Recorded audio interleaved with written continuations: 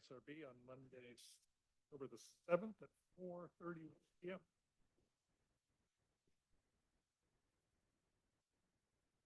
We have a roll call. Chair Lindsay, Yes. Vice Chair Camera, Yes.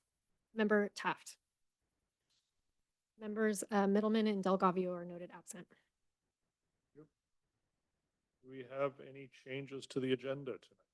There are no changes to the agenda. However, you do have desk items that you have all received. Most of the items are for the project at Kenyatta Corners, and there is one item for item number 2 from the Livestock Committee.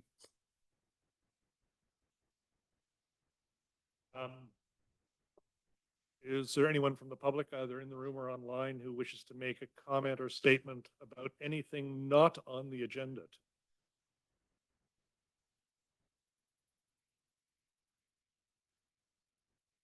For those online, please raise your hand if you'd like to make a comment.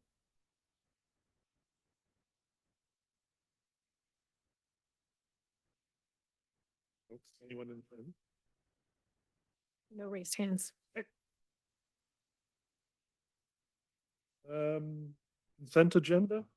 Nothing tonight? Nothing. Okay. All right. Let's jump.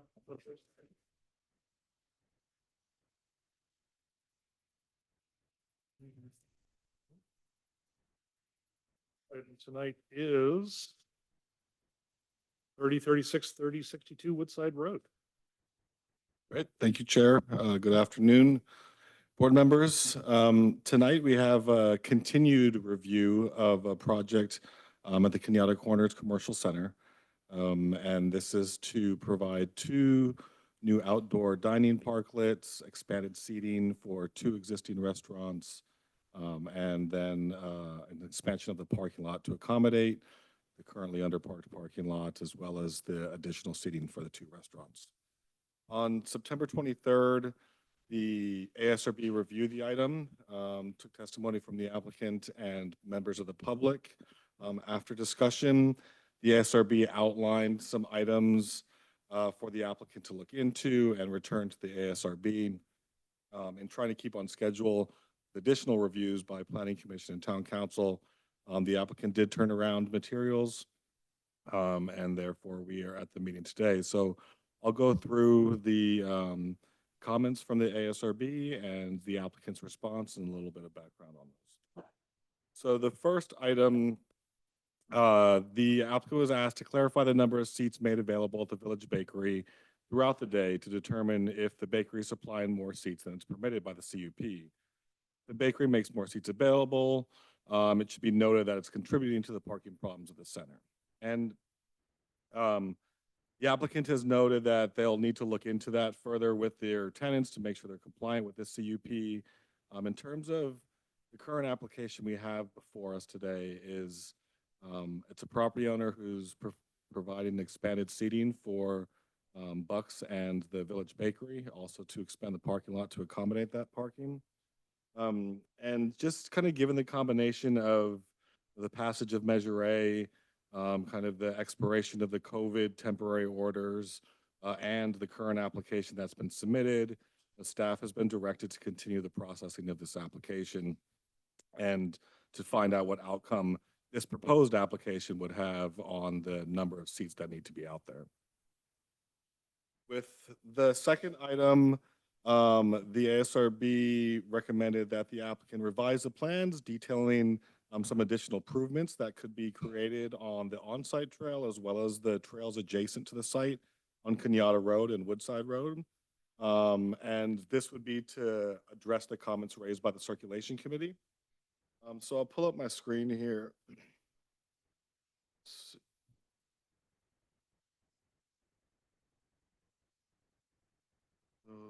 So the applicant submitted some revised architectural sheets to address the concerns raised by the Circulation Committee. And so go here to sheet A6. And what's shown, we'll start with the on-site trail. And so what you see here is Path A is the location of the existing trail that goes through the site that is not located within the existing equestrian easement. As we noted the last meeting, the applicant has proposed to shift the easement a little bit further south. Currently, it's immediately adjacent to that northern property line. I'm right up against the neighbor, and there's more trees there, as well as it being a little bit steeper of a slope. So the applicant has proposed to remove that easement a little bit further south, which would provide an area where there's fewer, if any, trees, and a less steep slope. During the conversations at Circulation and Trails Committee and at ASRB, there's been talk if there maybe should be a path that meanders a little bit more. So they've looked at this, what they've called Path C. It's another alternative. If that was something that was preferred by the town, the easement would have to be adjusted around that alternative. They did provide the average slopes of the different paths, showing that Path B, the one originally proposed, it's less steep than the others, and it's on average. So as you get to the top, things get a little bit steeper for all the paths, but it kind of flattens out a little bit back where as flat as that site gets. So the applicant also proposed some improvements here to the trails that are on the exterior side of the property. So for most of the property along Kenyatta Road, the trail is well separated from the roadway. It might need some minor grading, moving of dirt and gravel around if there's any potholes, things like that to fill. But otherwise, its alignment doesn't really need to be changed. And as this trail approaches the corner, as we talked about last time, it started to get a little steep there. There's also some erosion issues. We know that those would need to be dealt with, but it also brings the trail out a little bit closer to the roadway. So in this zoomed in view, the applicant is looking at a way to possibly do a little grading, keeping the trail as far away from the corner as possible. And then once leading to the trail that's along Woodside Road, it proposed a crosswalk improvement to help identify the crossing of the area. And as one would keep approaching towards the west, that trail would come into a pathway that actually brings the rider or pedestrian a little bit further away from the main Woodside Road with another crosswalk there. Can continue to, if this project is approved, can continue to work with the applicant to look at, if it makes sense to, and there's enough room to put some type of at least visual safety barriers between the trail, similar to what's out there on the remaining part of the trail now. It has those small wooden fencing. So those are other things that could be done and looked at. Possible signage for riders and pedestrians just to make them aware that they're crossing an area where vehicles are traveling. So increased awareness is something that could also be worked on. The next item the ASRB recommended for the applicant to look into was to look into adjusting the proposed parking lot further east. And the intent to allow more of a buffer between the parking lot and the properties on the other side of the creek to the west. So the applicant has provided their response, and that it would provide a significant amount of more grading to move the parking lot further to the east. And it starts to get steep into the hillside here. The main goal is to provide additional area here for landscaping. What we're talking about is shifting this entire area over, and it's not a perfect rectangle, so it's not as easy as just shifting all the way over. As you start to move this towards the east, now you have an issue kind of with your circulation kind of coming through here. And so keeping these aisle widths, if the circulation here gets moved over, you have some of these spaces that could be affected. And it's not just as easy as digging more dirt out of the ground. And to what extent, a 5-foot buffer would be a pretty significant move to make sure they maintain the right aisle widths that provide the proper circulation and radius movements for the fire trucks. So the applicant has provided that background in which to provide more, to move that over would could provide a significant redesign as well as a significant more amount of grading and tree removal. And probably for not a significant amount of benefit of land. Staff would be happy to work with the applicant. We've, in our report to the Planning Commission, have recommended a condition that there's an open space enhancement plan that goes along with the project that looks for a biologist. We've done this on other sites, not necessarily for open space, but near creeks, in which biologists provide proper recommendations for the type of riparian vegetation that's appropriate for the area, that supports the habitat, as well as can provide some additional screening. So with the trail realignment, I think that'd be a good opportunity to look for more landscaping on that side of the property. So next, the ASRB asked the applicant to provide more of a comprehensive lighting plan. If you recall previously, the lighting plan showed the existing lights and then just proposed some additional lights for the new expanded area. And the new lights were proposed to match some of the existing lights that were out there that are about 14 feet tall. And so what they've done is they've removed all the old lights as in the proposal, as well as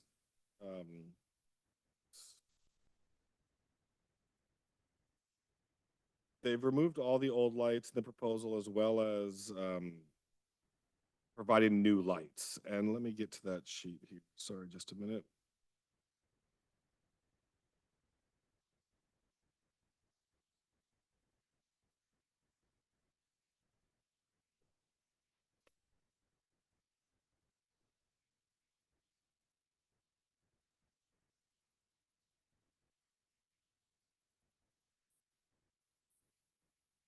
So the new plan provides 12-foot tall lights that would be in the center medians of the existing and expanded parking lot. Staff has confirmed and triple checked with the building official and others in the building department. Commercial parking lots actually don't have a minimum lighting. And so staff in the report to the Planning Commission with all the conditions in it has recommended that still revisit the lighting and look for lighting that's lower to the ground. It may require more fixtures, but maybe those are about up to 5 feet tall, may be more appropriate, just given the adjacency to the creek as well as the neighbors across the creek. So there's definitely an opportunity to further look and discuss the lighting, but this is what's being proposed by the applicant. The ASRB may opine on that. And lastly, there was a request for the applicant to look at installing additional bicycle parking near the hardware store. The applicant wasn't able to squeeze in parking near the hardware store, but right across the parking lot near the existing salon has provided some additional parking there in response to that comment. So that concludes my presentation, but I'm happy to answer any questions that you may have. Thank you. Does anyone on the board have questions of staff? Have a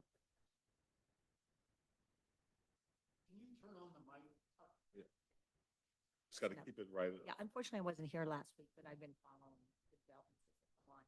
But as you know, my two big requests, one you've answered, but is there going to be any EV chargers? Has the applicant agreed to that?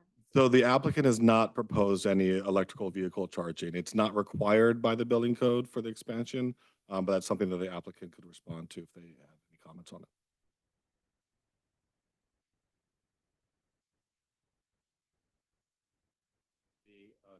And ask Sage to double click the distance from the newly proposed path to the cars parked in that area. If we go back to the point, it shows the newly adjusted, So I'm sorry, what was the question? the newly proposed walkway along the creek. Mhm. How close it gets to the parking spots? What is the minimal distance?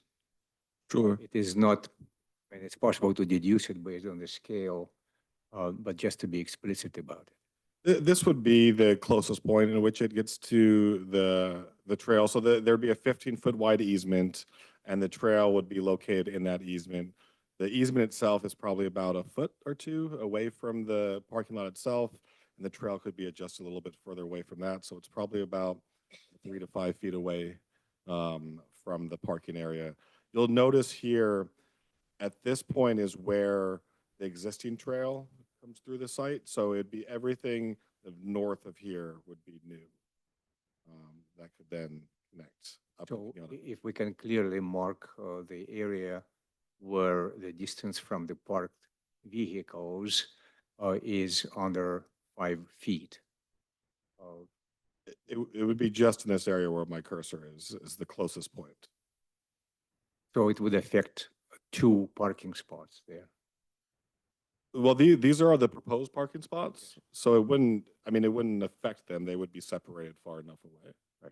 But again, if there is a suggestion or requirement to keep that distance as 5 feet minimal or 10 feet minimal, which area or how many spots will be lost? Sure. Oh, it'd be a larger discussion of how to move that entire parking lot over. Back here, just in this small space, if you were just to get rid of those spaces, provide more planting, it would, to lose, 3 to 5 spaces or so. 5 spaces. Thank you. Yes, yes. It's just, yeah, and I think it's about really trying to get landscaping in that area. And yes, whether it's on the west side of the trail or on the east side of the trail, I think there's some opportunities there for landscape. And the parking grade and trail grade are the same at that point? For the applicant, there's a curb there, Huh? so I believe the parking lot will be slightly lower than the trail grade. Inches. It'd be 6 inches or so. Any other questions? No? I have a question about and this is just to clarify or validate a statement I saw in one of the documents. This has to do with the number of proposed parking spots is based on the allowance as defined in the conditional use permit. Is that accurate? In terms of, so there's the proposed conditional use permit, and so the number of parking spots is based on the number of seats for all of the uses, and then as far as the food service businesses, the number of seats for Bucks and the Village Bakery. It's the total number of seats that they would be allowed to have just during all hours of operation. As defined by the. Correct, yes. So I think, if I recall correctly, 146 at Bucks and 117 seats at the bakery. Got it.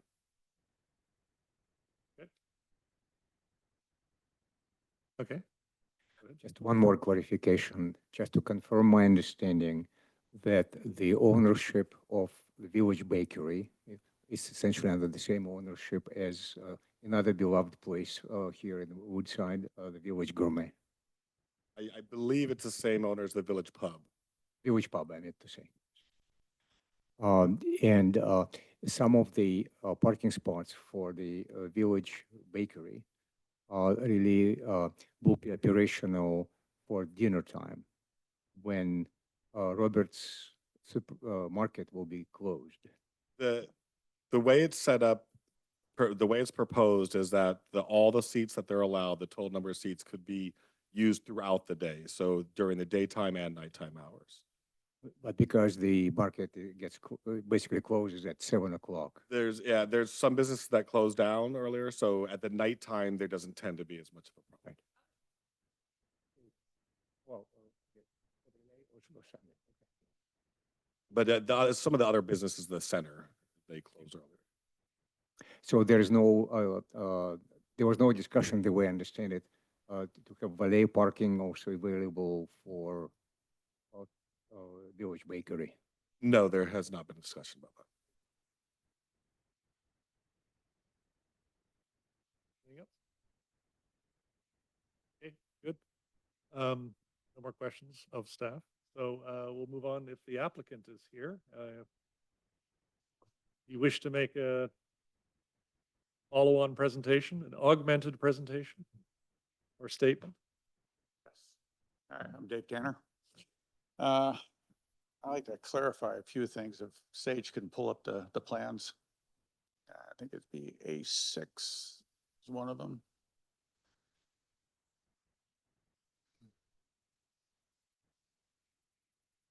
Showing where we couldn't move the parking any closer in. There's also, besides moving more dirt, there's an easement through there. It's a sewer easement. So there's a little bit of a problem going into the easement. And I can only do so much of a cut on a hillside for safety reasons. So we're right at the edge. I couldn't move over another inch if I tried. So just for safety reasons. It's kind of hard to do what we're doing. We're trying to put 5 gallons of water in a 1 gallon jug to make everybody happy on this project. It's not the easiest thing in the world to do. I know you'd like to see some screening, and I know nobody likes to see fencing, but we could put, so there's no headlight glares going to the neighbors. Maybe a 3-foot or a 4-foot tall, simple wall to go there that would stop that casting of light over to across the creek. That's one of the ideas. If we deal with a biologist in the creek, which I have to, if I'm going to plant in there, we'll have to have a biologist there. Most of their suggestions are plants that would not be screening plants. They're low plants, nothing that'll help the neighbors at all. So it's kind of a wash on that one. It would really help. Another one I'd like to clarify on is the lighting. For safety's sake, I moved the lighting inboard, lowered the light stands. I can see if I can get them down lower and put them on a rheostat so we can dim them down to the minimum what you need to cast the light out. A 5-foot tall or a 4-foot tall light in that area, I would need a lot of them to make it work. And all the positions so people could walk and see where they're walking. The cars will block out most of the lights. So they would have to literally be in the walkways or the driveways, and that doesn't work for anybody. So it doesn't work. So the best way to handle it is to have the shortest, higher light with the least amount of off-cast. I put on, if you pull up the lighting plan, Sage, please. We did a study on the off-casting of the light itself. We had some help from the manufacturer on it a little bit for what the light bleed would be. We could tone it down some more. I'm still looking at which light. We're gonna have to go with LED lighting for energy consumption, for energy. And we can tone down the light itself from a blue light down to a yellow light, and we can reduce the wattage on it down to the point where we still have light, but not a lot of light. And we have to work with staff on that one, and it's easy to do. But anyway, we tried to make it so it works without having too much light. So light reduction was more about anything else than adding more lights. So if I was to do 5-foot lights, I'd probably need 25 to 30 lights in there, which that's not really nice looking, nor does it work in efficiency at all. So anyway, I've been trying to make this work for everybody, and hopefully, I can't please everybody, but we're trying our hardest. All right. When it comes down to the trails, could you pull up the trails?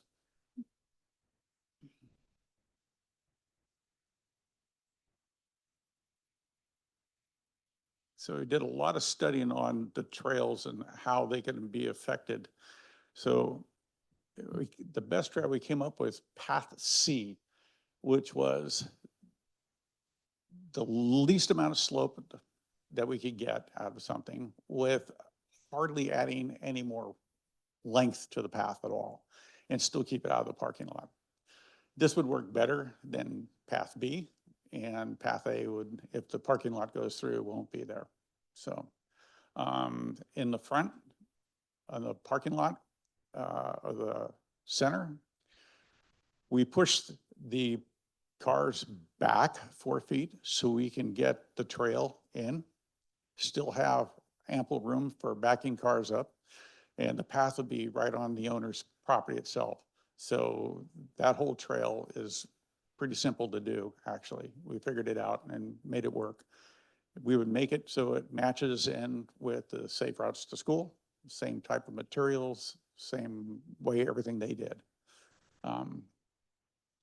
There's two hard corners. One would be the one you can see right there, not the southwest corner, but the like western corner where Woody the Fish is. That one is a little more difficult, but there's a fire riser that comes up in the corner there that I can't move it. It's just, it's there. It's not movable.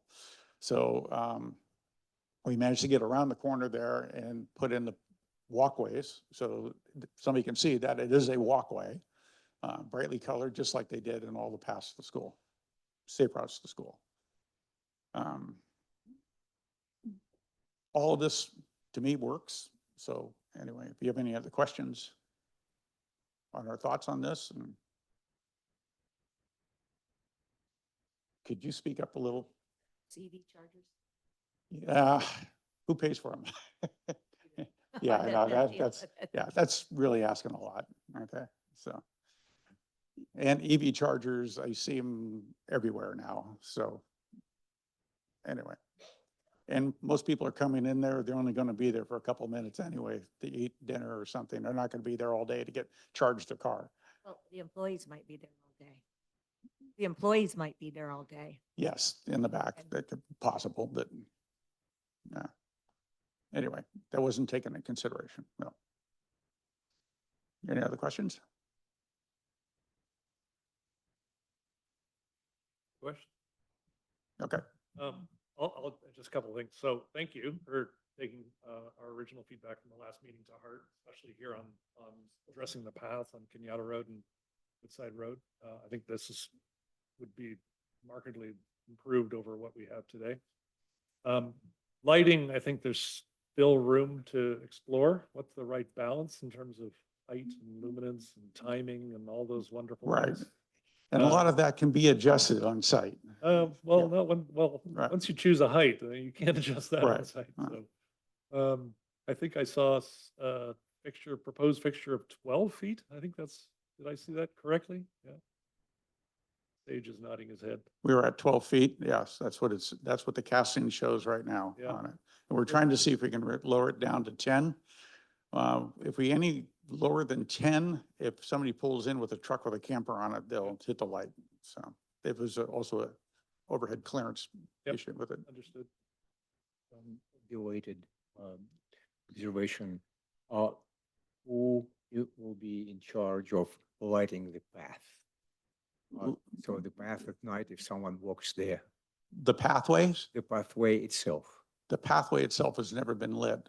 right? But From again, time- but there will be work done, so is there any?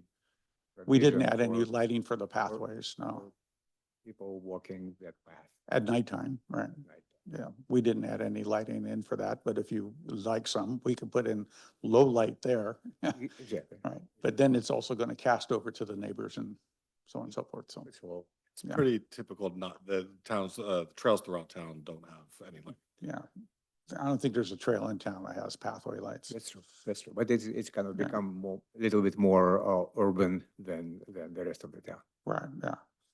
I'll let you know, when I sat on the ASRB, I actually helped write all the lighting specs for the town of Woodside and why we did it.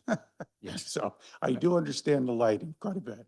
Absolutely. All right, Thank you. So clearly the priority is to preserve safety. At yes, the same time, minimize impact on the surrounding. we're trying to minimize impact, but also keep safety down. So all the Keep employers there, safety up. pardon? Keep safety up. Yeah.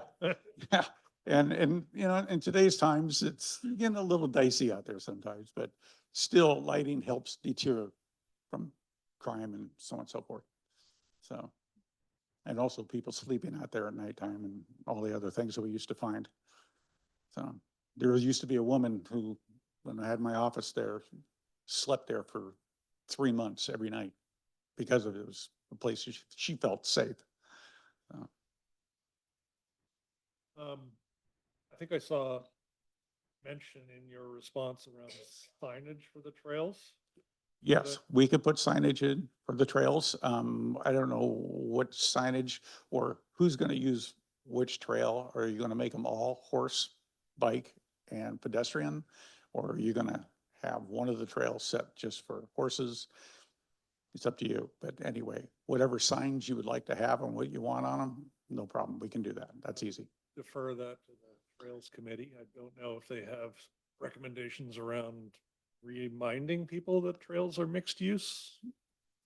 Yeah, well, right now, there's only one horse trail that runs around the backside, and that's it.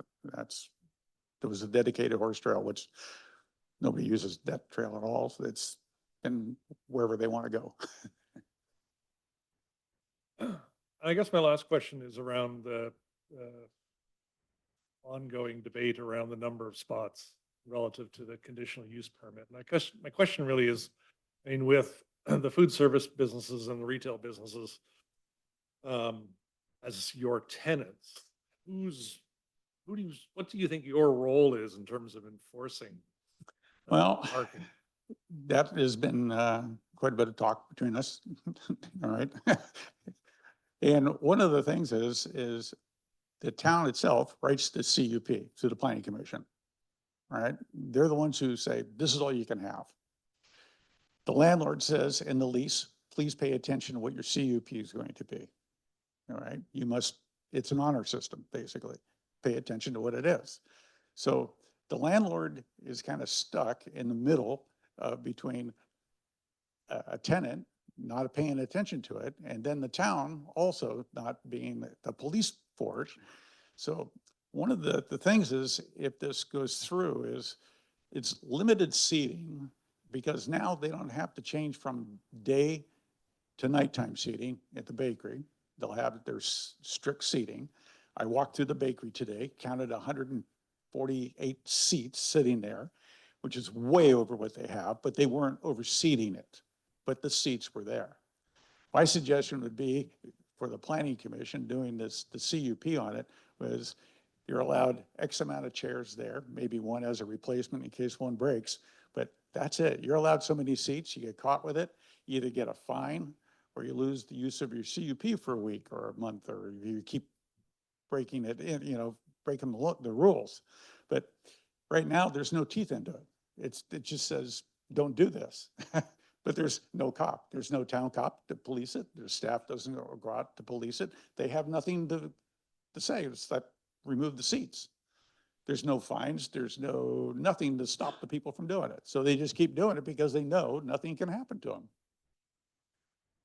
Nothing's ever happened at at Buck's restaurant. They play very well with everybody, and they don't overseat. They haven't gone over their capacity at all in any way. But the bakery has been the one that has been not so nice to deal with. So my suggestion or you can make the suggestion, goes up to the planning commission, that they put some teeth in the CUPs, and because they're going to have to go through it anyway. So before they can use these parklets that we planned in there, they're going to have to adjust their CUPs anyway. So at that time, it could be brought up and can maybe add a little teeth to the rules, and gives the landlord something also to point at and say, look, you have to shut down for a week, or you get a fine for this, all right? And that'd be part of the lease agreement. So anyway, that's the only way I can figure out how to make it work. Might be lawyers with different ideas, but Question, Sage. Does planning commission own the CUP? Do they grant it, write it and grant it? Well, the CUP gets granted generally by the planning commission. In this case, it'll be the town council because of the other entitlements that are necessary. Yeah. So that's what gets granted. The CUP is issued to a property owner. Property owners are supposed to follow their CUP. How they deal with their tenants is they're in between business. The town will pursue enforcement actions if necessary once this application is complete and we figure out where the appropriate seating amount is. anything else? Okay. All right. Right, at this point, we open up to public comment. If anyone in the room or online would like to make a comment, you raise your hand if you're online. Otherwise, feel free to approach Microphone.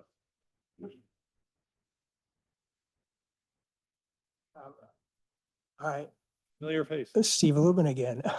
I'm glad to see Dave's other proposal for the path coming down from Kenyatta Road with a bit of a wiggle in it. I think if he played with that idea a bit more, he might be able to, to get a path that comes down, below 10% grade or something that wouldn't be dangerous for kids, because I think there should be we should look at the grade of that path, because kids are going to be riding their bicycles down there no matter what.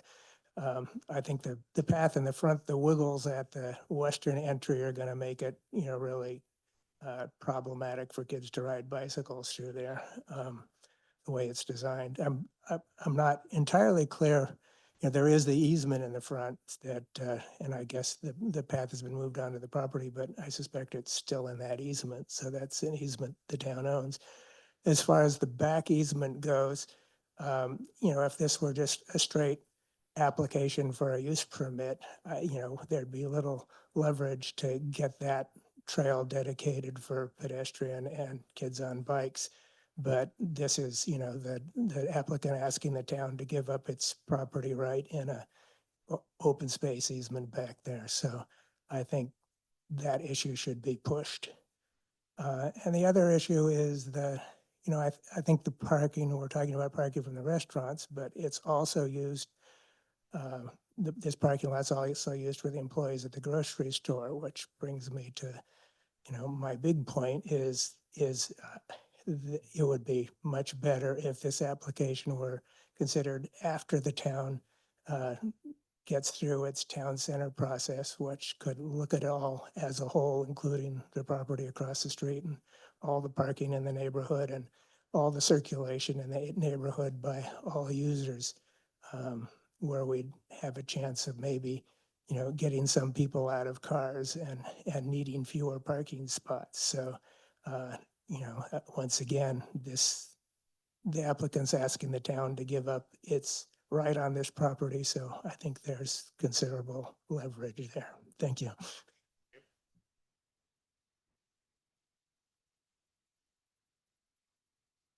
Hi, I'm Don Pugh, a 50-year resident of Woodside. And for all those years, I've been fighting to save and preserve our beautiful Woodside environment. Bulldozing the open space is absolutely ridiculous solution, particularly to facilitate the expansion of the bakery. It goes against everything that Woodside stands for.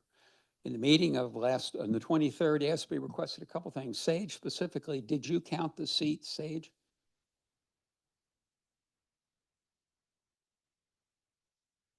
No. Thank you. For 2 years, I have been complaining to town council and staff. I filed a formal complaint that they were violating the CUP, and the town has failed to address this violation that has been going on and is creating a major hazard to the citizens of Woodside with this parking problem that is self-created by the illegal violation. I appreciate Dave Tanner for actually recognizing this as a problem, failure to enforce. Who should be enforcing it? I've seen the suggestion that, well, the Roberts, the owner, should enforce it or the town should enforce it. But what about voluntary compliance, honesty and integrity on the part of the bakery to follow the rules that they agreed to back in the CUP of 2016? They agreed 70 seats. I can make a fine financial return. It was unnecessary to expand those. The old Woodside bakery that used to be there, they vigorously enforced it all the time. And so why are we being so pro-development oriented now? I counted 172 seats. Dave admits 148 seats. I really think it's a failure of staff not to go out and give us an official count. I agree, once they've officially counted, then they'd have to recognize there's an ongoing violation of the CUP. I am very puzzled why Sage, staff, council is taking such a pro-development stance and supporting a project that is so wrong for the citizens. Why is this going on? The applicant said parking problems are not a result of overseating. Is that baloney? I mean, come on. Overseating is what's causing the parking problems. We got to cure that first. And as I mentioned earlier, he complains that neither the town nor Roberts is enforcing the seating limits. And now we're expecting that they will in the future somehow be doing this. No, absolutely. We need to have some sort of compliance with the law. The parking study that's being used is garbage because it reflects a situation that does not exist. If everybody cruised down Woodside Road at 80 miles an hour, should that be the new speed limit? Because they're all violating the law? I don't think so. We do rules based upon reasonable restrictions and limitations of things. So I think this whole plan should be put on hold until the applicants and the bakery comply with the rules. Now, the second question is, Sage, you indicated some sort of expansion of the seating to the bakery was planned. I'd heard 30 seats, 50 seats. What is the number that they want to expand over and above what is currently in the CUP? The CUP allows for 95 seats total at night. They're expanding to 117. Bucks allows for 120. They're expanding to 146. Okay, so we're bulldozing the open space just to facilitate the expansion of private businesses. Something's wrong with that. It's a violation of all kinds of rules, regs, and laws, and it could well be the town will be on the wrong end of a lawsuit and paying a bunch of money because they are violating California law about abandoning open space to benefit a private developer. So that's a whole lot of expansion that we're talking about. So why should we sacrifice open space to expand? Well, that's the fundamental question we've got. Now let's talk about the architectural aspect of things. A 12-foot tall retaining wall, topped by steel fences up even higher. Is that really architecturally suited in Woodside? I mean, are we building an elephant enclosure? I was hoping to get a few jokes out of that. I mean, come on, 12-foot tall and steel things on the top. I mean, talk about being ugly, completely impounded. We would never allow that kind of thing on any kind of private property development or anywhere. So that should be a non-starter right there. The construction, 9 months, 1,500 yards of materials, 400 truckloads in and out. Portions of the parking lot will be closed and the trail will be unsafe and off limits for months and months on end. All to benefit a private business that's been violating the law. So I'm asking the ASRB and all the other groups, shut this project down, tell them to go back and develop a plan that fits within the existing constraints of parking, require them to obey the existing CUP. Everybody agreed back in 2016, it was a fine number. There wasn't really a problem. Any questions? I have a question. Where exactly is the wall and the fence? And how long is that wall?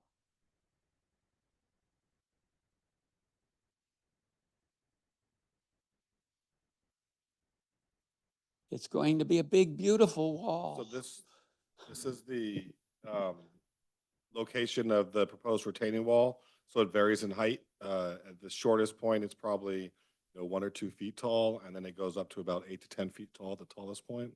And then right behind that is an open, actually it's shown right here, is a proposed open Corten steel fence, which is similar to other fences that we see in Woodside. So Actually, this would be a barrier to avoid people from falling off the higher part. it's actually 12 feet, according to one of the sections, the high point of the wall, but 12, 10, 8, ugly, good for elephants. Any other questions? Thank you. Thank you.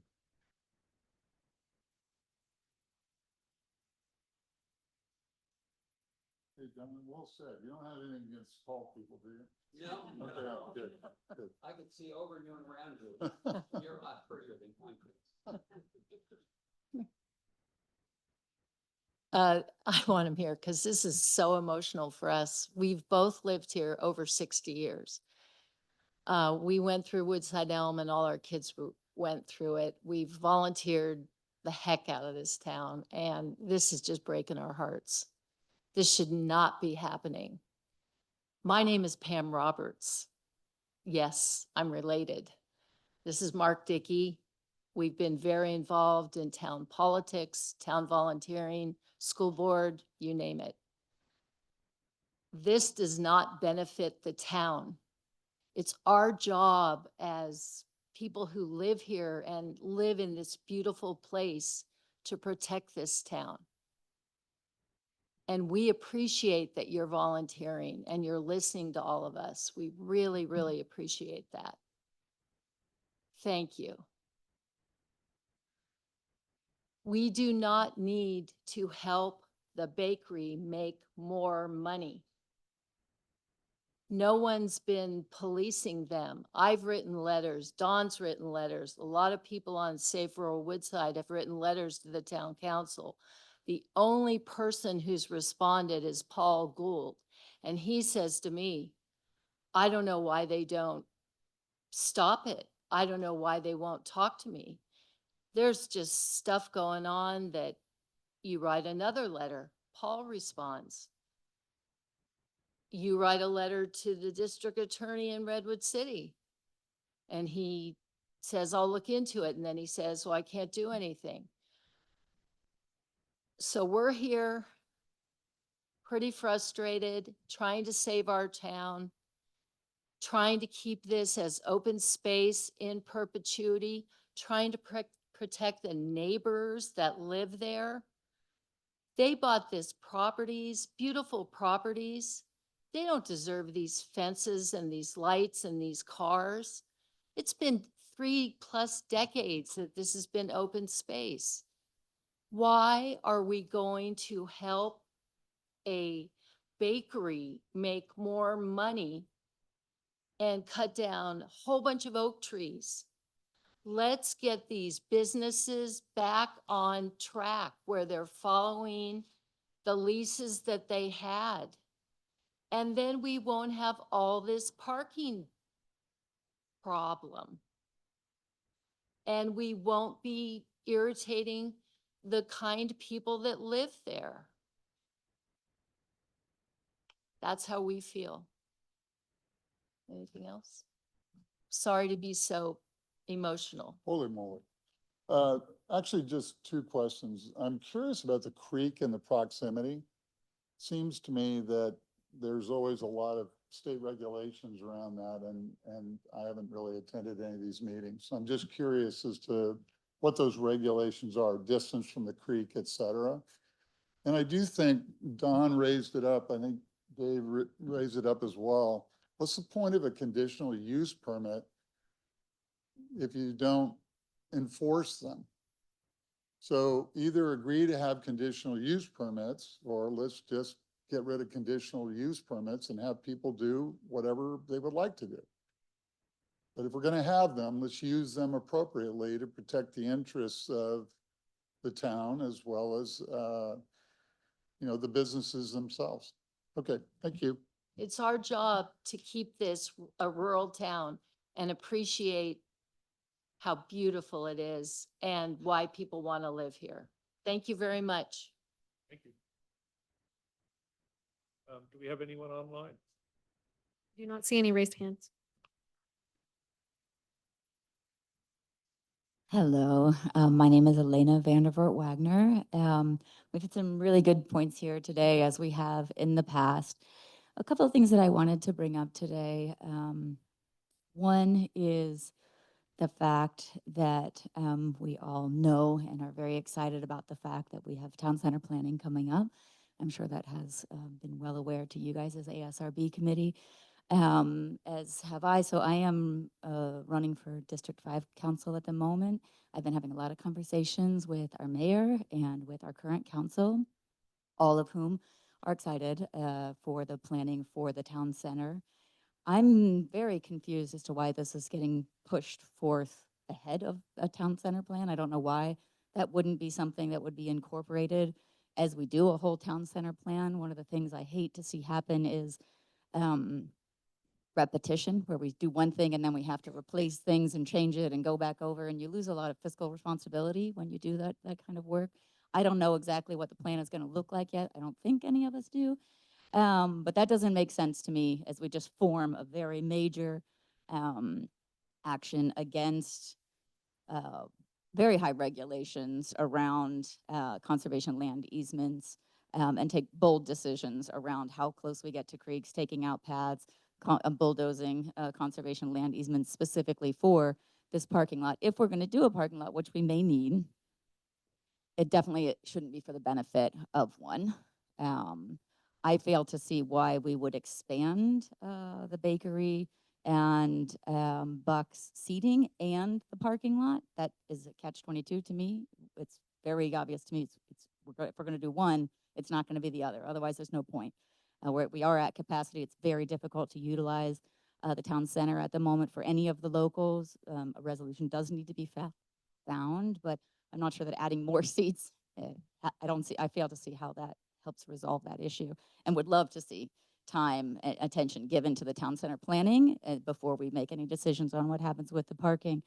The second issue that I want to bring up is that while now running for council, the question that everyone is asking me, and the almanac continues to put things out about me, asking, what is it that's important to you? What would you like to see changed? And I'm sure all of you thought about this as you came onto ASRB as well.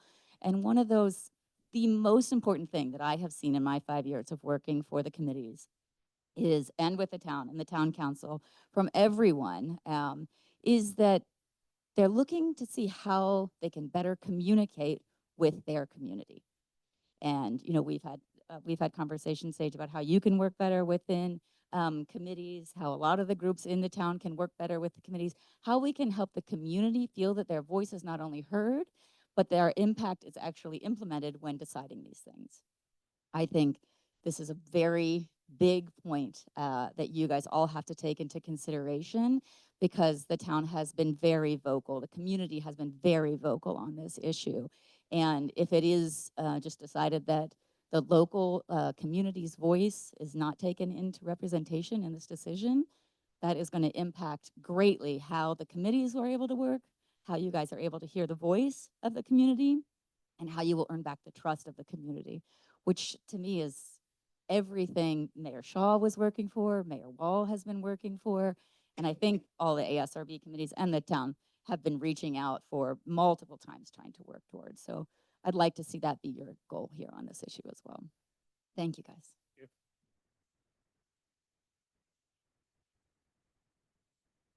Good evening. I'm Richard Van Duzer. I represent the owners of 150 Prospect Street who are here today. I think you've probably heard enough about the seating issue, but I want to just kind of make just a couple of quick points. One, I don't know how any rational person could come to the conclusion other than the Village Bakery has been violating its use permit. The town has done absolutely nothing to enforce it. And the owner of the property has done absolutely nothing to enforce it. And to think that things are going to change going forward is a fool's errand. The planning staff is recommending to the Planning Commission that it be self-enforcing. That's their plan. I heard Mr. Sean talk about the city enforcing those seating capacity limits, but that's not what the recommendation is to the Planning Commission. It's to leave this in the hands of the same people who have completely ignored it. I cited in my letter to the board, the letter that came from the owner of Bucks. It's clear that even the owner of Bucks, who stood up in front of you last time we had a meeting here and who was fairly supportive and even-handed, believes that it's the Village Bakery who's been exceeding the capacity of their conditional use permit with the town's permission and who's creating this unsafe parking and traffic situation. So the other thing I want to mention just briefly about the seating capacity is that I think what gets glossed over here is that during the daytime hours, 6 a.m. to 6 p.m., this conditional use plan amendment request is going to increase the seating capacity in the Village Bakery alone by 47 seats during the daytime hours, Monday through Sunday. Because right now, the limit is 50 during the period 6 a.m. to 6 p.m., and it moves up, 70, I misspoke, 70, and it moves up to 95 after 8 o'clock. So the truth is that this is an enormous increase in the seating capacity of the Village Bakery. They could easily accommodate the additional outdoor seats by simply adding some seating capacity to the 6 a.m. to 6 p.m. hour which would allow for the additional outdoor seating. And then would just have to deal with incorporating the outdoor seating into their 95-seat limit after hours. But that's not what's being done here. What's being done here is that what currently allows for 70 is going to be increased to 117, and what currently allows for 95 is going to be increased to 117 for all hours of the day. The improvements to the easement, I just have one comment to make there. I think, again, what gets lost is that instead of being able to walk through this open space area easement on their bikes, on their feet, people, kids, walking dogs, not walking dogs, horses, those kids are now going to be rerouted along Kenyatta Road. And what you didn't see in that drawing is any improvement to any trail from the back of the parking lot down Kenyatta Road to the corner of Kenyatta and Woodside.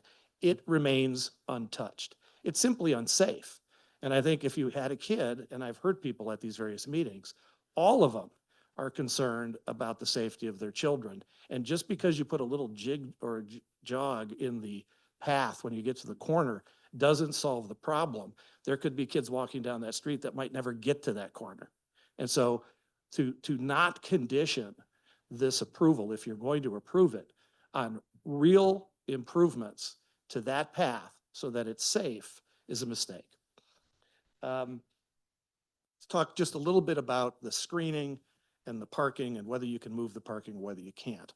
I have not seen, other than the very general statements that have been made in the written product produced to you and Mr. Tanner's comments today, any serious analysis of what could be done to move the parking further to the east. It also doesn't make any attempt to reduce the number of new spaces to allow for that movement to take place. And so I would suggest that, again, if you're going to approve of this project, that you condition it upon a more thorough study, not just a back of the envelope, off the cuff conclusion, but a thorough study about whether that private parking can be moved further away from the east side of the property where residents live. That hasn't been done. The municipal code clearly says that you can't approve a project like this without providing adequate privacy screening. What we just heard here today is that there is none. We heard a proposal about there being perhaps a fence, a 4-foot, 5-foot fence that might shield the lights from shining into my client's backyard. But this project doesn't incorporate any of that. It wipes out every tree between my client's property and the new parking lot. It completely knocks them all down, and it doesn't replace a single one of them. So it does not comply with the municipal code. There simply is no screening. And what we heard Mr. Tanner say is this whole idea of an open space enhancement is not going to solve that problem. It's going to provide some low-level growth in the area, perhaps between this creek and the parking area, but it's not going to provide any screening whatsoever. And my clients are going to be left with an open view of a new 60-space paved parking area. And by the way, my client's property, and I know you don't know this because you haven't been there, my client's property sits at a lower elevation than the parking lot. So when you sit in their backyard and you look across that creek and you see 12-foot or 14-foot poles, they're really more like 20 feet in the air, maybe even more. And so they're very visible, they're easy to see. The planning staff has recommended what amounts to pedestrian grade lighting, the 5-foot above grade lighting. We obviously would encourage you to condition your approval upon the adoption of that recommendation, because we don't see any reason why that shouldn't be the case. There's also a response by the applicant about security, about installing gates or barricades so that people don't enter the parking lot after hour when they don't belong there. There's no reason why gates, security gates or security barriers can't either be placed at the entrance into the lot or the exit of the lot, or at a minimum to the back portion of the lot, which is the new area of the lot furthest away from the street, hardest to enforce, that's closest to my client's property, as well as the property to the north of the new paved parking area.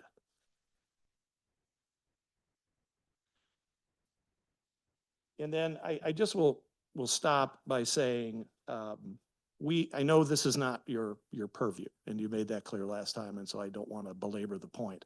But we've now seen the findings that the planning department is suggesting the planning commission make.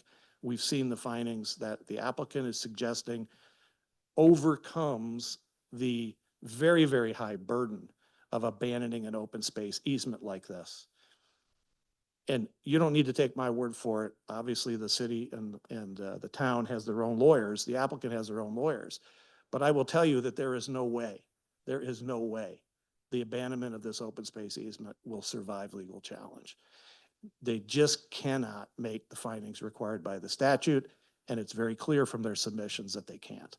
Thank you. Thank you.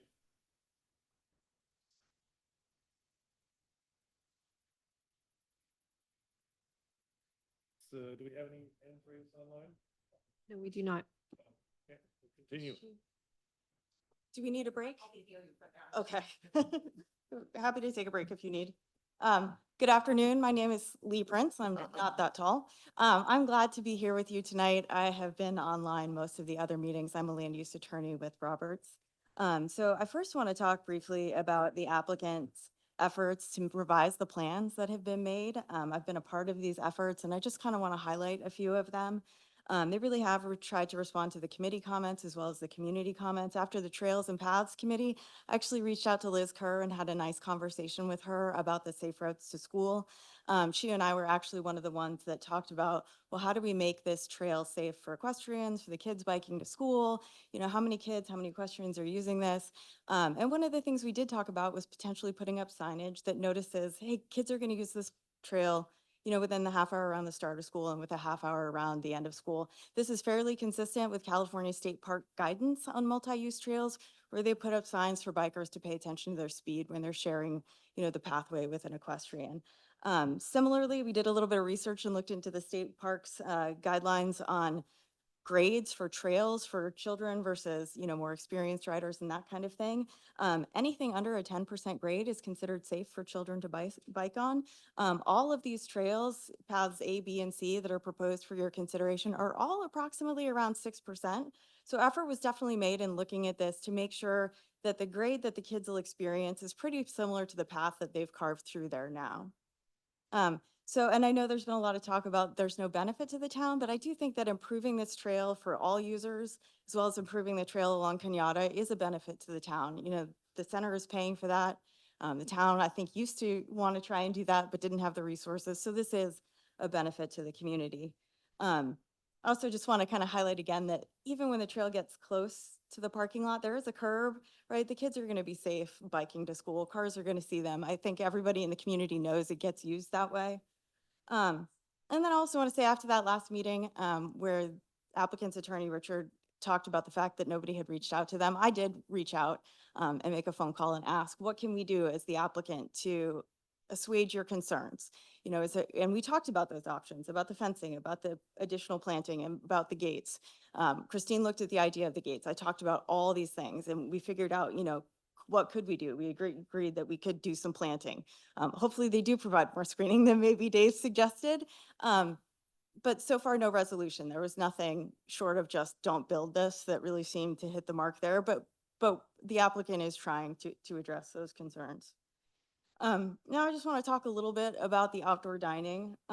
So as a reminder, the outdoor dining and the parklets began in the pandemic in 2020 as a temporary benefit to the residents of the town of Woodside. Outdoor seating was such a community benefit and such a wonderful gathering place that the community expressed interest in considering keeping them, right? Which is why in 2021, residents of Woodside approved Measure A to allow for use permit modifications to improve the parking, the trails, and accommodate outdoor dining. So that's, you know, Christine heard that message loud and clear and brought forward this plan. Dave has spent a lot of time working with Sage to make this plan work, to deal with fire lanes and everything else. Really the goal of this project is kind of right sizing the parking for what's there now. So it really is existing parking plus only 19 spaces for the parklets. So people keep talking about the vast expansion that's happening for the bakery. It's really just 19 spaces and right sizing for the uses that are already there, which isn't as large as it sounds when people are talking about it. And I also do just want to point out that this is not a code enforcement action. I really encourage you to focus on the application that's before you. Whether the bakery is overseating or not is not what's in front of you today to talk about. It's about whether the parking lot that's proposed with the improvements to the trails is right for the community and you like the design. The town actually does have enforcement authority in the existing conditional use permit. The municipal code provides there are ways to enforce use permits. This exists. The town could do them right now if they wanted to. And then lastly, or I guess not quite lastly, Dave really did take a look at the lighting. He is willing to work with it. I mean, they did study and take a look, like how much can we lower the poles? The idea was to bring it as close to the center as possible, as far away from the neighbors as possible. So they're not seeing those light poles as much. And I think both that, as well as I'll point out, all the trees are not being cut down in that open area. There's actually a biological resources report that the town spent a lot of time doing. And all those trees are not being clear cut on the side by the creek. In fact, we can't touch most of what's in the creek. It's like setback area. So that, just want to clarify that because I know that was mentioned. And then finally, and this is just the lawyer in me, towns get a lot of deference in interpreting their own municipal codes, their own general plans, and in making their own findings. So if the town decides to make the findings to support this project, I think in court, they'll get a lot of deference for the choice that they're making as a benefit to their community. Thank you.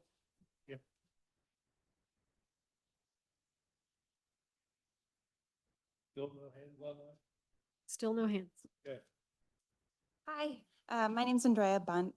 Just sorry if this point has been made already, but or a question has been asked.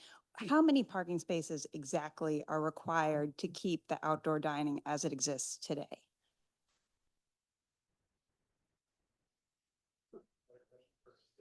Or, yeah, just for anyone who would. I think,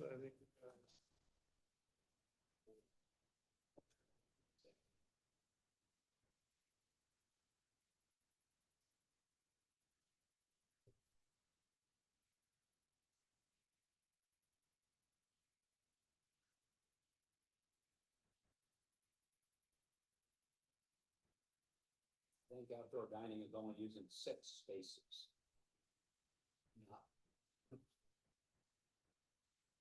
So for parklets for the bakery requires 9 spaces. Parklets for Bucks requires 10 spaces. So 19 spaces. So when I counted the spaces on the plan, it's 69 new spaces with a delta of 57 from what's currently there.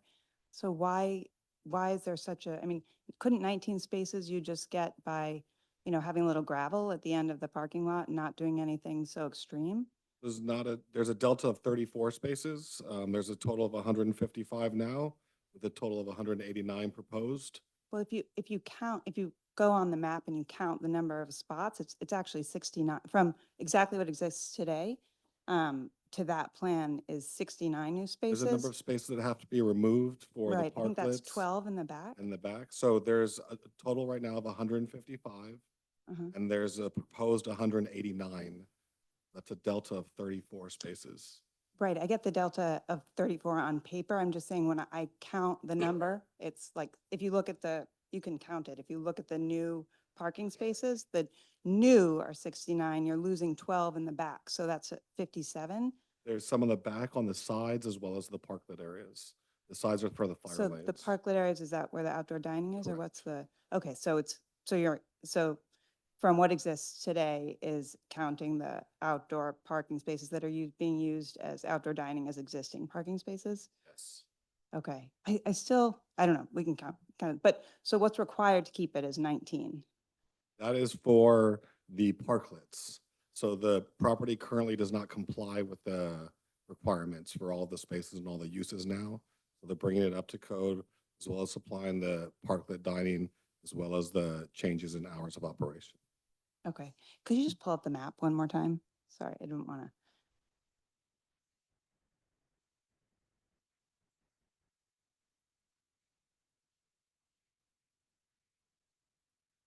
So I see the 12 that are lost in the back. And then how many are going to outdoor dining in the front? Looks like 6, right?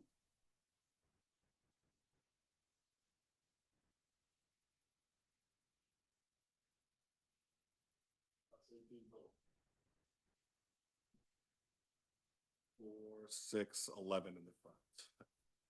There's some on the sides. Oh, is it real, is it 11's going to dining in the front? So you're losing spaces in the front for the bicycle parking. There's some along the side that are being lost.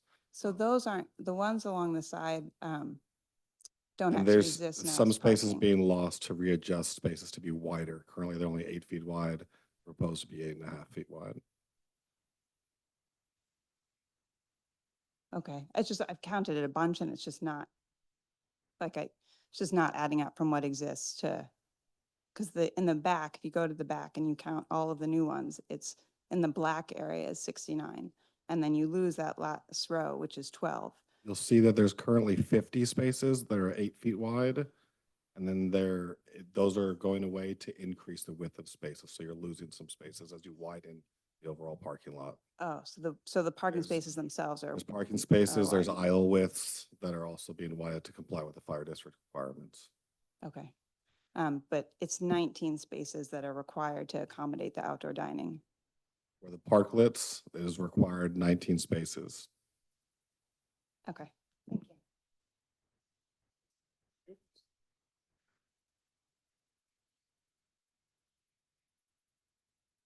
Hi again, good to see you. I'm one of the owners of the home that is the most affected by this proposal. Mr. Chan, you work for the neighbors? Are you supposed to work for the city? Excuse me, through the chair, we need a line of questioning that pertains to the project. Can I ask a question? I think that, I don't see how that question. Well, because I'm trying to understand how difficult it is to get a clear answer on the numbers. I find that when the applicant was asked by you to bring a number of seats, they don't. When we asked the city if they went and checked, they didn't. So at the end, we're paying the taxes for the city to work for the neighbors, not for the business owners, but for the neighbors.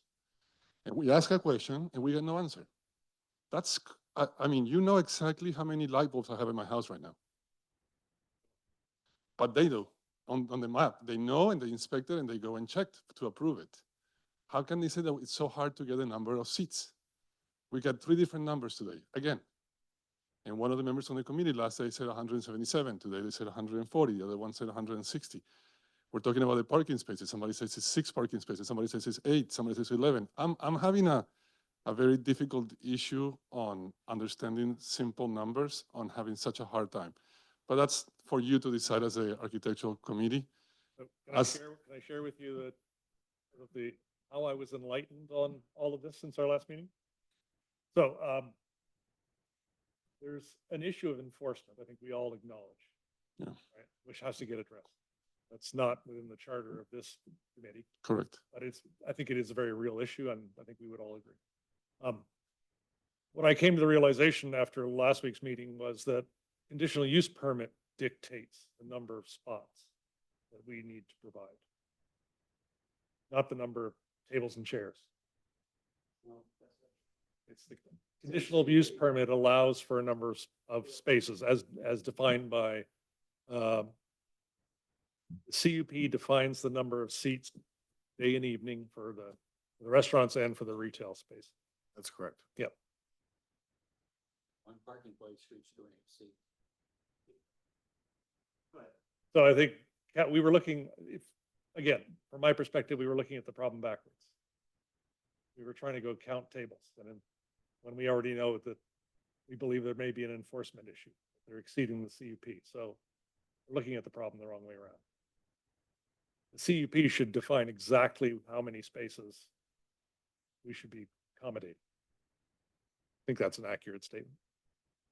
Yes, the CUP does identify the maximum number of seats to be used.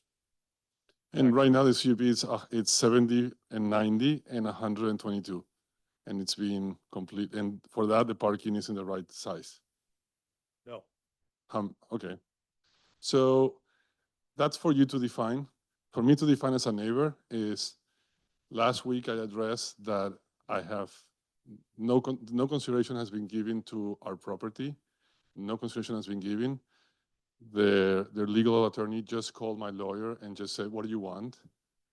in a very bad way with no context whatsoever, no clear definitions of any of this. It was the first phone call. And when you see the proposal today, it pounded sand on everything. And they're talking like they live in the town, like they have kids going to school every day, like they understand the traffic of the kids walking. They understand how many kids. They think it's only half an hour in the morning when they walk. They don't know that kids leave at different hours depending on if they're either preschool or middle school or late school. They don't understand that kids actually go to the Roberts to have ice cream and then they still bike at 4 or 5 p.m. They think it's just half an hour. They don't live in town. They don't understand it. So when we look at this proposal and their contractor is saying, we can put those lights with LED. If that were the case, why don't all of us have lights in our tennis courts? Woodside doesn't like that, doesn't like lights. You guys don't approve them. It's not, well, but for him, it's very easy to put light, super big post lights up there and make our property, which is probably 10 or 15 feet below, have flagpoles all night. He's suggesting very informally, I'll put a wall so you don't have the light reflection on 40 cars parking straight looking at our house with nothing whatsoever, because it's too much money to move the parking lot using safety reasons. The actual safety reasons is that more people and more parking at that scale, at that big scale, has a lot more safety reasons for the community. Safety reasons on our security, safety reasons on who is there at night, safety reasons on what they can do there, a lot of other safety reasons than just the safety reason of the construction. And he knows, and everybody knows, that there's no way to screen so close to the creek. Because I'm on the other side and we cannot screen on the creek either. So a lot of the, yes, we're gonna do, it's not real. And my ask to you is, this is a city for the neighbors to protect the neighbors. First is the neighbors. We gotta make sure businesses thrive and they can succeed. And they've been there succeeding for decades on a certain size. If we wanna add outdoor dining, great. If we wanna adjust for outdoor dining, great. But changing the rules to add 24s that they can do it at night, a day, that they can violate it. No one wants to put a number in writing. It's insane. I don't understand. I don't understand how the city allows that to happen. I don't understand how my taxes go for that. So with that, I'm just trying to let you know that we haven't made one single ounce of progress in anything that makes the neighbors feel addressed. And last I recall, that's what Woodside stands for. Thank you.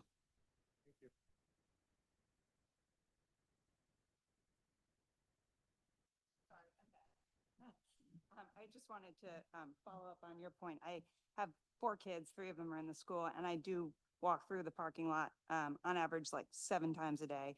And my kids do go, I'm there at going between 8 and 9. I'm going again between 11 and 12. I'm going again between 2:50 and 3:30. And it is a spectacularly beautiful open space to walk through. It's just, you get to the end of the parking lot, you reach the open space and it's like, okay, you can let the kids out of the stroller. You can, you're not worried about your son on the bike. Like, it's just one of the reasons we moved to Woodside is for these beautiful spaces. And on the same side, I love the outdoor dining too. And I think it's a great addition to the community and everybody loves the outdoor dining. So if there's some way to keep the outdoor dining, but to not destroy the natural beauty of Woodside, there has to be something better than building out these. I know you say it's a delta of building out this, massive parking lot. There must be a better way to maintain the beauty of Woodside and still have this nice, wonderful outdoor community. So this just strikes me as a huge overreach on what's required to do both of those things. Let me just make one clarifying comment. I just want to make sure that you understand what the issue is with the tree removal. I've got here in front of me the tree inventory assessment protection report. It's part of your package. And if you look at page 12 of 34, you see a map. And this map shows in red all the trees that are coming out. This is my client's property. This is the creek. This is the new parking area. All of these trees are being removed for the parking area.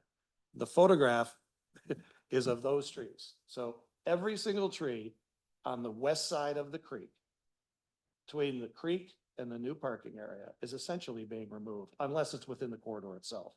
But they are, it's not, we're not saying that they're cutting down every tree on the site. What I'm saying is they're cutting every tree that provides privacy screening and some protection for my client's property. And what they're going to be replacing it with is nothing. A paved parking lot with 12-foot lights that are going to look like more like 22-foot lights when my neighbors are out in their backyards. Thank you. Thank you.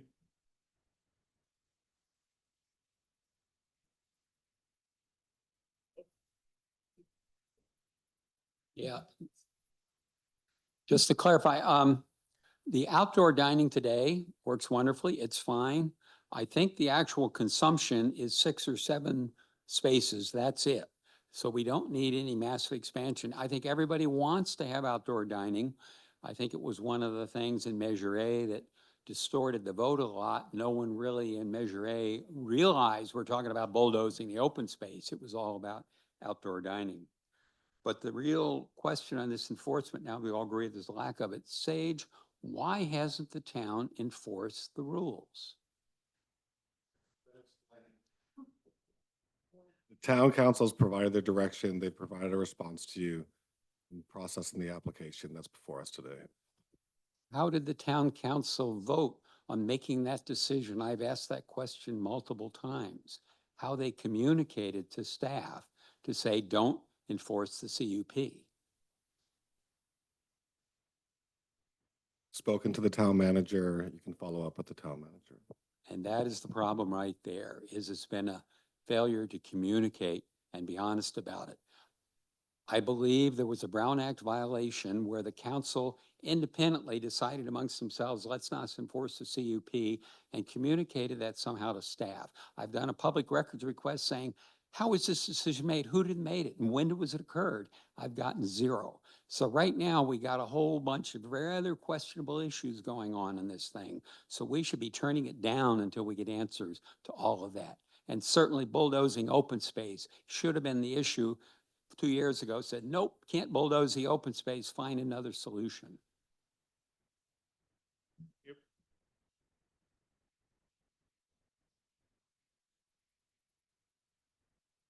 Nothing online. No raised hands. Okay. Anyone else in the room wish to make a comment? Going once? Yes? Just to follow up on Don, because Don is Don. I also tried really hard to find out why the bakery hadn't been kept in check by the town council. I tried really, really hard. And I got through to one town council member and he did not know. And he said, basically, it was done without me being involved and I don't know how it was decided. I wasn't included. And that was very scary to me. So we have a big problem. Yes. Last call for anyone else. Otherwise, I think we'll close the public comment. I should have mentioned at the beginning, but please, as a reminder, before you leave, there is a book to sign in, just so we have a record of who was in attendance today. Please make an effort to sign the book. And I see no one approaching. Okay, we'll close the public comment and turn to board discussion. Who would like to kick us off this evening?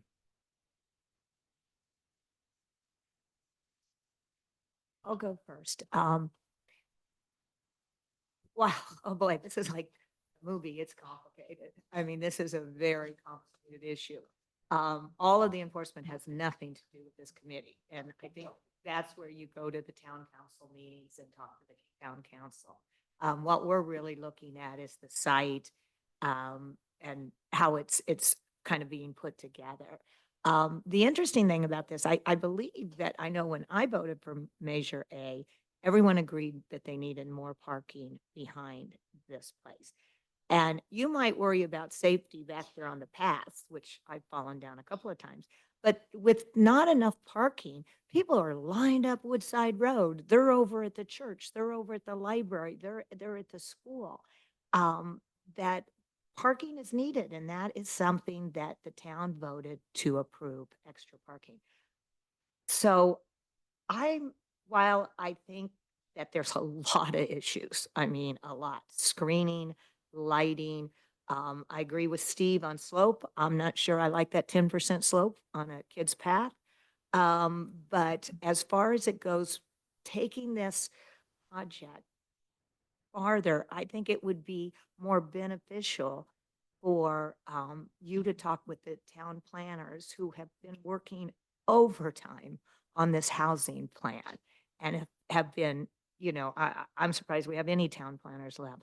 But that work with the town planners on all of your concerns, slope, screening, paths, and they'll work with you and the town and then crack down on the town council for not enforcing these issues on number of seats is kind of where I stand with it. I mean, I do want the EV parking.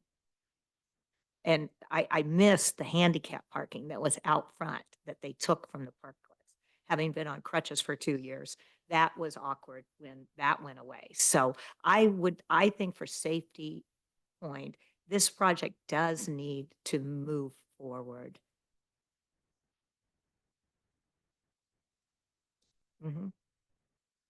On handicap spots, there are spots proposed in the new layout.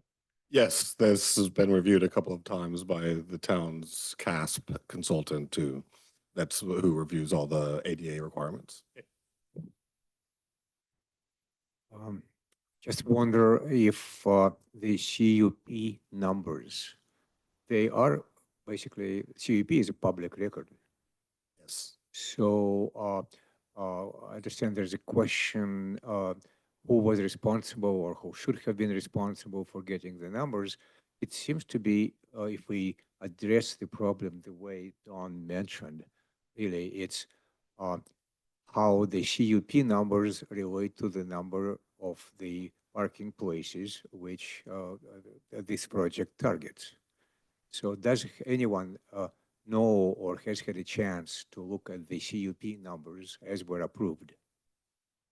Yes, everyone has noted them. There's an issue what we're dealing with is an enforcement issue, and then there is an application that we have before us that is dealing with proposed amount of seats and a parking lot that tries to comply with all of the required parking spaces for the entire center. So that's what we are processing, and through council and town manager direction, we go through the enforcement avenue. The arithmetic seems to be quite straightforward. So the council really should be able to address it. CUP numbers, number of parklets lost because of the COVID, and now everyone, myself included, would benefit and like the outdoor cafe style, but it's only 19 places, 19 spots, right? So I don't see any reason why town council cannot address it. I know that we will be having an election soon. I noticed that I believe Elena actually is running as a write-in kind of candidate. The last name is Wagner, right? So either the existing town council or right after the elections, perhaps the new cast of people or amended cast of people should be able to resolve it. Any additional parking spots? Well, if they fit and all the requirements of the neighbors and aesthetics and the safety can be met, great. If not, maybe it should be a lower number. This is my thinking.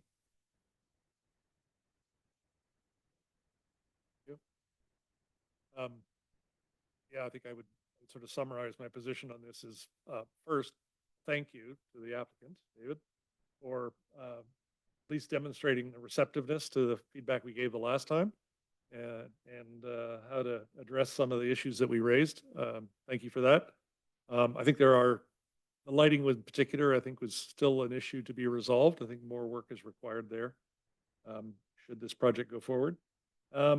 I think the surrounding neighbors have continued to express concerns around privacy and light and glare. So I think an outreach effort with them to see how you can continue to accommodate their concerns would also be good. Um, But, in light of pressure the town feels with projects we've had to review in the last few months around dealing with the housing element, rezoning, there's continued pressure to accommodate more. And this isn't even about accommodating more. This is about accommodating what the CUP defines they can accommodate today. So, I think where I fall in all of this is that I am in support of staff's recommendation on this project. And that is to move forward with it. With guardrails. We'd have to define them. So, yeah, I mean, you could make a motion. There's a staff report to the planning commission. The planning commission meeting is scheduled for this Wednesday. And there's still conditions regarding the lighting and landscaping that are recommended at that level. So if you have further things to add, we can add those as well. So the planning commission will also be addressing the future CUP, which is to expand. Correct. So it's all part of this project in which that it will expand the seating allotments for the 2 food service businesses, as well as for the expansion of the parking lot. And so, yes, all the CUP conditions will be looked at with the planning commission, and given all the entitlements that are necessary, they would be making a recommendation to the town council. Will we be sitting here in 5 years going through this again? If there are actions in which, if the project is approved and there are actions in which the council or planning commission conditions the project to come back to ASRB for any particular reason. Okay. All right. Do you want to take a stab at summarizing? I didn't hear any further comments. So if someone just wants to make a motion to move the project to the planning commission for review. I will make the motion to move this project forward to the planning commission, and that they really do pay attention to what's been said in this room, because we do appreciate everything you've said, and we don't want to discount what you've said, and that hopefully they will address a lot. The lighting in particular seems a lot, and the structures of the paths and the screening are big ones, and there's probably other ones that I'm not looking at, and enforcement. So yes, I vote to pass this on to the planning commission. And the CUP arithmetic, it is really not. And the plans are always available at town hall for anyone who wants to take a look at them. You can sit down with the plans and take a closer look at all the different tables with the calculations. Yeah. I really not have full clarity, so The plans identify all of the parking spaces as they're proposed, and shows the number of spaces that are being modified in widths, and it shows the number of spaces being taken out and the numbers being added. just strictly the balance. CUP, as per CUP, X spaces are required regardless of the size.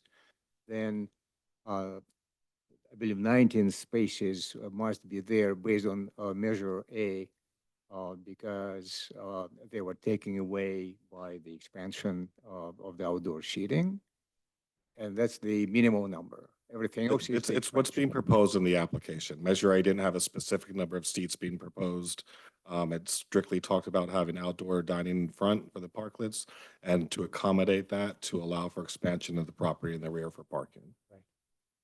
This is what we're doing, is processing the application proposed by the applicant. I've made the motion. And Want to second that? yeah, and with the motion, I heard, the concerns that we do have raised, but continue to look at the lighting, the pathway alignment, as well as usage. I do want to clarify that there is a proposal for the equestrian trail to also be used for pedestrians. The applicant's proposing some bicycle usage there. That's something that will be talked about with Planning Commission and Town Council for their decision on those. And screening, thank you for that, yes. And the minimum distance from the walkway to the parked cars. We can identify that. I'll second that.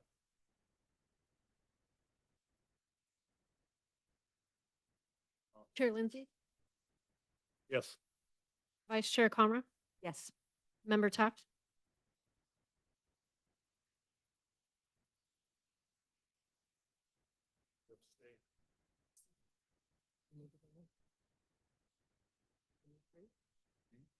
How many do we need? This is your recommendation. We'll explain to the planning commission that it was a 2-1 with one abstention. Then, with these recommendations, yes.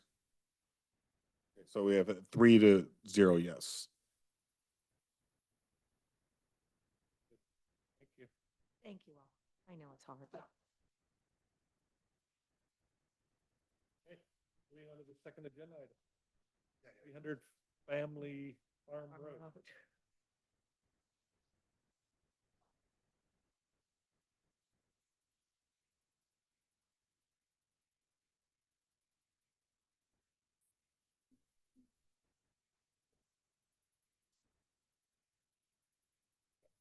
Oh, sorry, I didn't hear you. Okay, just a moment. Let me pull up my What's two in plan. Do a motion.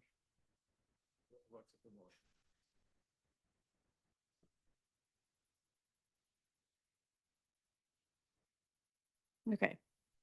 Thank you. So, I will be introducing the project at 300 Family Farm Road. The project includes a proposal to construct a new horse barn with an ADU, as well as paddocks, fencing, and turnout areas for the barn.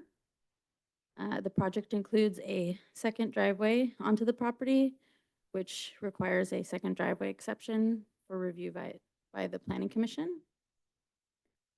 So in December of last year, the ASRB reviewed the conceptual design and gave some direction to the applicant to work with staff and the Livestock and Equine Heritage Committee before returning to the ASRB for formal design review. So the applicant has since submitted their formal design review application and has made some changes to the barn in response to the LEHC committee's comments that I will discuss further.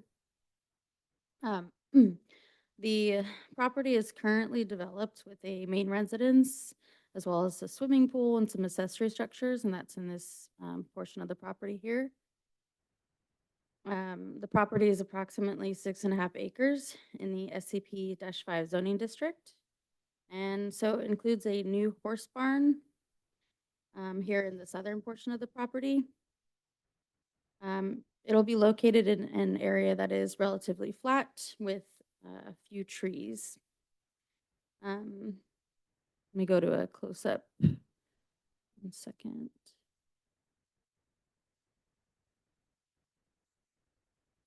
So there are paddocks proposed attached to the barn on the east and west elevation. So that's this area here as well as down here.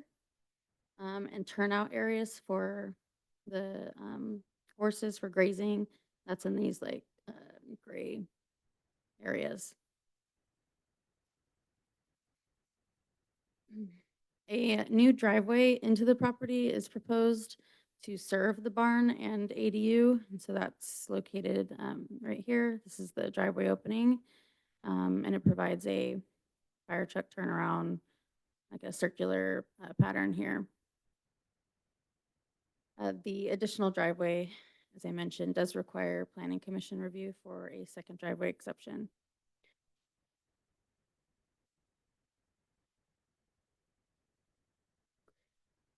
So the barn is consistent with typical barn vernacular with vertical wood, board, and batten siding, as well as metal clad windows and doors, and a standing seam metal roof.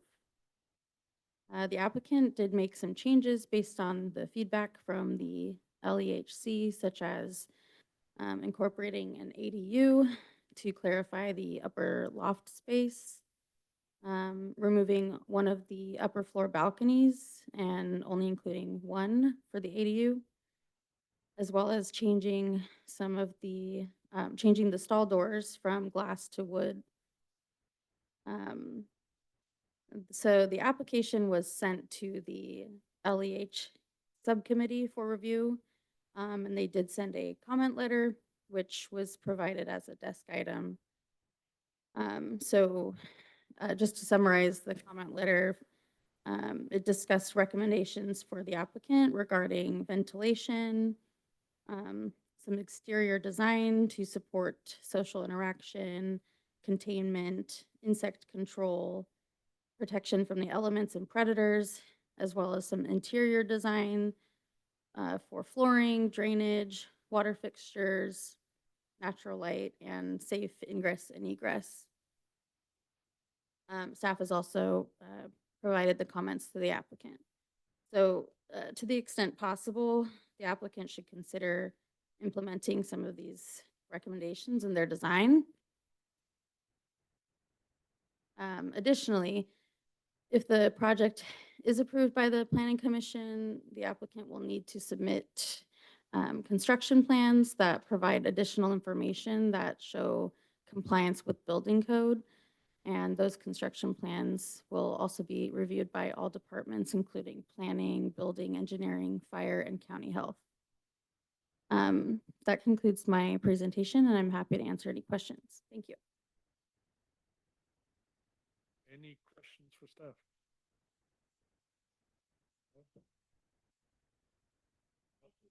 Back, I know we gave you a hard time last December. Just a process question. And so with the letter from the LEHC, does that automatically get submitted by them as part of the formal review process? I mean, does the applicant have to respond to that, or do we have to?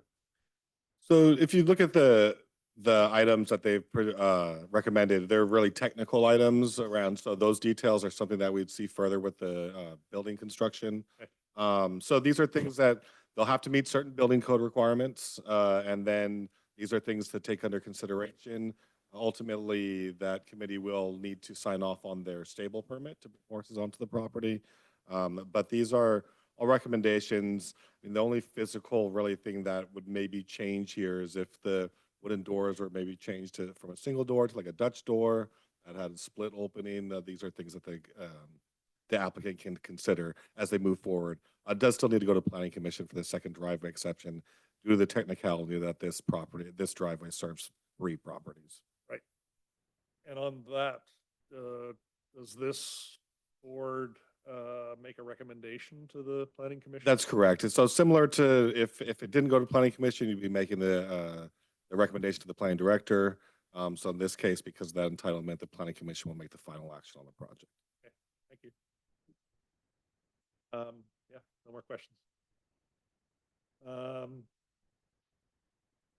Okay, does the applicant wish to make a statement, comment, presentation?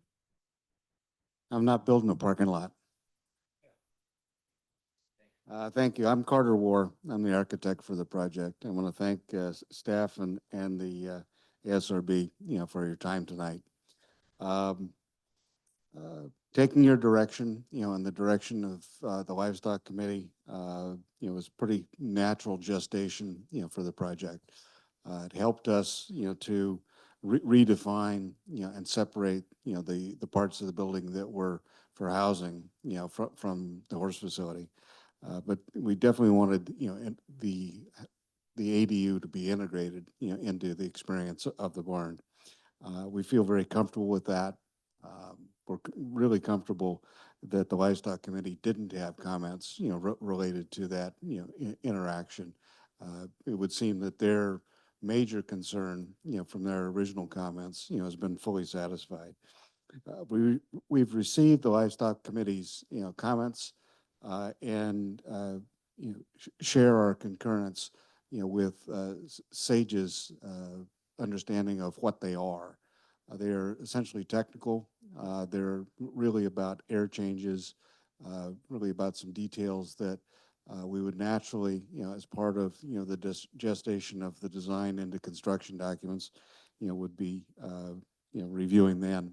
So tonight, we hope that, the ASRB is pleased with the response that we provided and, recommend approval, to the Planning Commission, for the driveway exception, and the final portions of the design. And I'm running for council in the town of Portola Valley, but you don't care at all. Yeah. Good luck. Everybody's running. Thank you.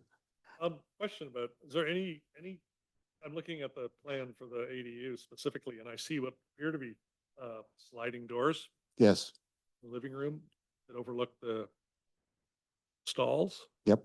I was just curious about, I don't know if there's any code around this at all, but I'm just like managing air between the, like separation of air between. Yeah, it's really a, units. an owner's desire, to kind of live in the barn. And, it's part of the experience, to actually look into that and have the glass doors. Okay. So it's a personal preference. Incidentally, I've been, designing and building barns since the mid-70s. So this is the first one, with this much, interaction between living space. But it really is a desire for them, to be able to have that living space there. And we'll just note at staff level, it'll be required to meet building code. There's certain fire separations between the uses, but as long as they meet building code, it should be fine. Okay. Is the barn space treated more as an outdoor space in that regard, in terms of like how those? It's there. This is my counterpart. No, you don't need to go. There's certain occupancies related to the building code, and when there's different occupancies, you have to have a certain amount of fire separation between the two occupancy uses. So they are both indoor spaces, but there has to be a fire separation. Should not ideally a fire breaks out in one of the spaces, it restricts the ability or lessens the ability for it to spread. Right. Yeah, good. I have no other question. Thank you. Anybody else? No.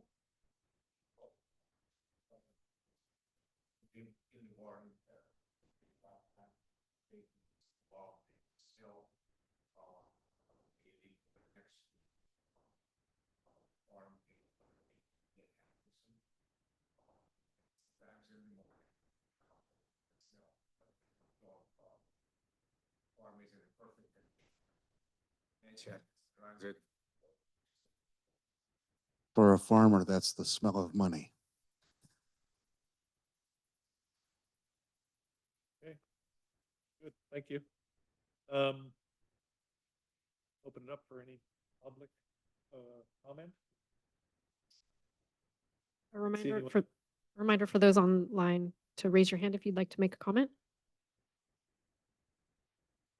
And I see no raised hands. Board discussion. I'll start. I really want to thank you for spending time. I mean, you just didn't come back the next week with, some sketches on what you really thought about what you wanted to do and you worked on it. And the whole idea of doing this ADU barn is wonderful. I commend you on giving it a lot more thought and working with everything that the Livestock Committee told you, that we told you. So thank you. I think it'll be beautiful to see that farm down. Yeah, so I have no questions. And the driveway thing doesn't really go through us, right? No, I mean, you always look at site planning and those kinds of issues related, but you are not making the findings for a second driveway exception. Style-wise, it really fits the family farm neighborhood, which is a beautiful neighborhood, and that everything is just right on. Thanks. Yeah, I mean, first time around when we reviewed this, I think there were no specific pieces of feedback on the design aesthetics. A couple of comments, but I think that's all addressed. So, yeah, so I'll move that we approve this. The recommendation to the Planning Commission is that we do support the second driveway. There was something else too. We were recommending, no? That's it? Okay. Okay. So yes. I'll second. Oh, Lucas. I had a kind of sidebar question. Page A1.4 shows the traditional pictures for wood signs. Oh, it's absolutely approved, but the table shows the older bulbs. I guess it's just part of cut and paste, so those would be. Compact fluorescent bulbs? Right, you cannot even. Can't even find buy them those now. anymore. So we have a motion and a second. Yep. Chair Lindsay, Yes. Vice Chair Kamra, Yes. Member Taft. Thank you all. Great, thank you. Thank you. You'll receive a letter the next day or two, and we'll talk to you about scheduling for planning commission. Thank you. Good luck with your election. Okay. Oh. Last couple items, director's report, nothing. No, nothing to report at this time. Do we have, are we getting behind on meeting minutes too? Yes, so Julie's catching up on those, so you'll have some, definitely your next meeting for sure. Okay, good. All right, and then, so with that, adjourn the meeting at 6:22.